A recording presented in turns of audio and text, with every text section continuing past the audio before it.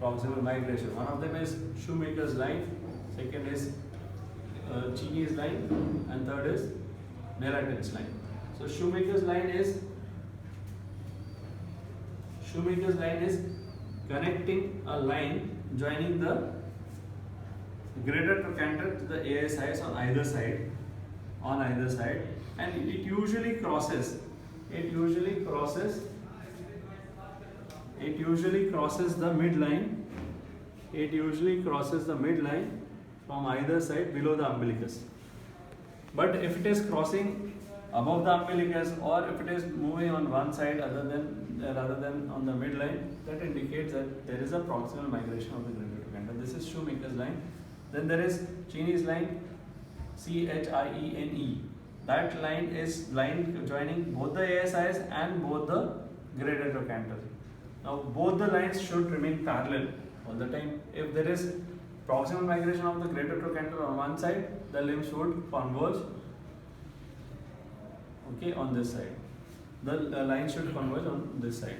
That is Cheney's line. Then the third line is Nelaton's line. So these two lines were when the opposite side or opposite hip is normal. The third line is Nelaton's line, which is very important when there is opposite hip involvement also.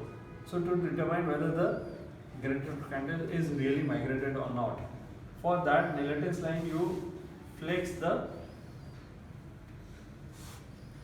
hip to 45 degrees, and knee to 90 degrees, and then you see for the Nelaton's line. In that you have to mark the umbilicus, you have to mark the ASIS, and you have to mark the ischial tuberosity.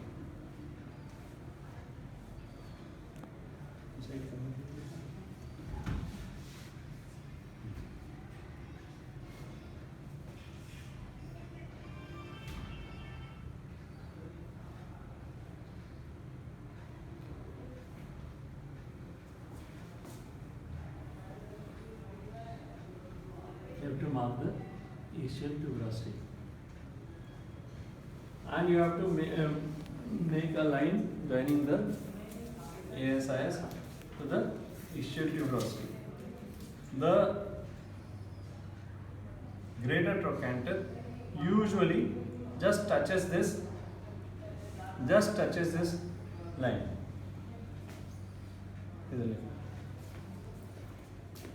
So the greater trochanter usually just touches this line of ASIS and ischial tuberosity at 45 degrees angle. If there is proximal migration, the greater trochanter would be coming beyond this line of Nelaton. So this indicates supratrochanteric shortening on proximal migration of greater trochanter. Now there are a few other special tests. One of them is Trendelenburg's test, and another one is telescopic test. In telescopic test, what you do is flex the knee and hip to 90 degrees and give and with the other hand your thumb should remain on the ASIS and the fingers should remain on the greater trochanter to see for the migration of greater trochanter, and with the other hand you give a push and pull on the femur. So if there is a femoral neck fracture, the greater trochanter would move up and down compared to the ASIS. This you can see, that is called as telescopy test. It is also present in cases of dislocations, or if there is an excision arthroplasty already done, or if there is a non-union of neck, femur or intercapsular femur. And then there is a Trendelenburg's test. In Trendelenburg's test, we make the patient stand. Please खड़े हो जाइए.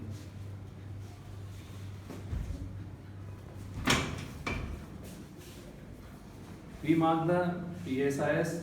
We can also see from the front and marking the ASIS, but we mark the PSIS on either side, and we tell the patient to stand on the normal limb. We tell the patient to stand on the normal limb without any support. ये पैर पे खड़े रहिए, ये पैर उठा लीजिए, support मत लीजिए, straight.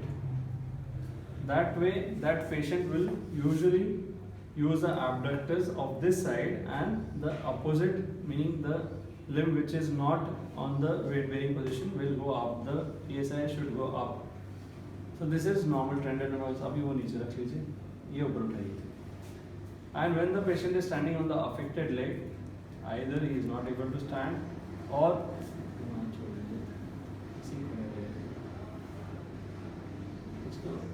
the normal side or the opposite side PSIS will be drooping down. That indicates that the abductor mechanism of this side has failed and it is not able to tilt the pelvis up to maintain the gravity. And this is a positive Trendelenburg's test.